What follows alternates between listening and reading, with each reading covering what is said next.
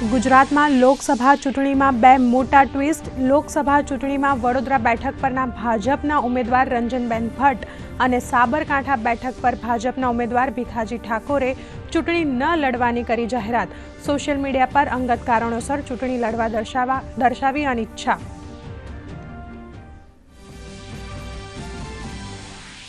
અમદાવાદ જિલ્લામાં ચૂંટણી કામગીરીમાં ફરજ બજાવતા કર્મચારીઓ, અધિકારીઓ, સુરક્ષા દળો તથા ખાનગી વ્યક્તિઓને અપાશે કેશલેસ તબીબી સારવાર। જિલ્લા ચૂંટણી દ્વારા અમદાવાદની 2 હોસ્પિટલ સાથે એમઓયુ કરાયા સંપન્ન।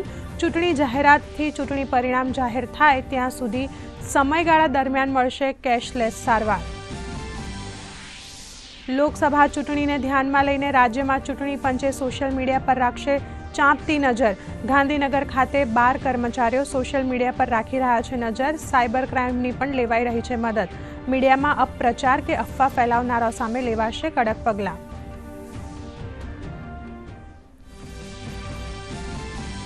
આજે ભાજપની કેન્દ્રીય ચૂંટણી સમિતિની બેઠક। ઉત્તર પ્રદેશની બાકી રહેલી 24 લોકસભા બેઠકો માટે ઉમેદવારોના નામની થઈ શકે છે જાહેરાત।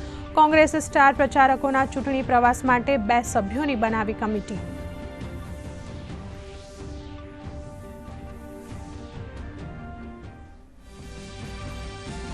પ્રધાનમંત્રી નરેન્દ્ર મોદી ભૂતાનના સફળ પ્રવાસ બાદ સ્વદેશ આવવા થયા રવાના। પ્રધાનમંત્રીએ થિમ્પુમાં ભારતની સહાયથી નિર્મિત માતૃ અને શિશુ હોસ્પિટલનું કર્યું ઉદ્ઘાટન।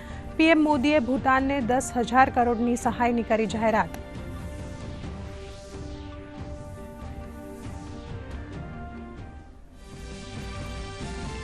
રશિયાની રાજધાની મોસ્કોમાં આતંકી હુમલો, 70 લોકોના મોત, 100થી વધુ લોકો ઘાયલ। ઇસ્લામિક સ્ટેટે લીધી હુમલાની જવાબદારી। ભારત, ઇટલી, ફ્રાન્સ, સ્પેન, જર્મનીએ ઘટનાની કરી નિંદા। તો પીએમ મોદીએ હુમલાની નિંદા કરતા કહ્યું કે દુઃખની આ ઘડીમાં ભારત રશિયાની સાથે।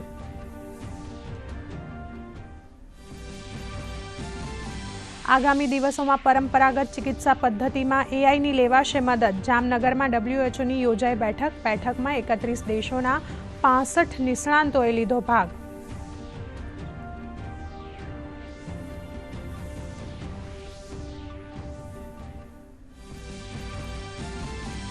હવે અમેરિકામાં વસતા ભારતીયોને મળી રહેશે અમૂલ દૂધનો સ્વાદ। ગુજરાત મિલ્ક માર્કેટ ફેડરેશન દ્વારા અમેરિકામાં મિશિગન સ્ટેટની ડેરી સાથે થયા એમઓયુ। અહીંથી દૂધનું પેકેજિંગ કરી મોકલાશે અમેરિકા।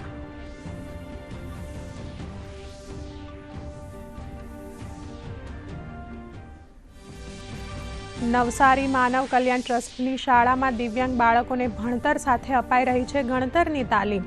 દિવ્યાંગ બાળકોને શિક્ષણ સાથે જીવન નિર્વાહના અપાઈ રહ્યા છે પાઠ। આ દિવ્યાંગ બાળકો દુનિયાના વિવિધ ખૂણે જઈ સ્પોર્ટ્સ કક્ષાએ નવસારી જિલ્લાનું નામ કરી ચૂક્યા છે રોશન।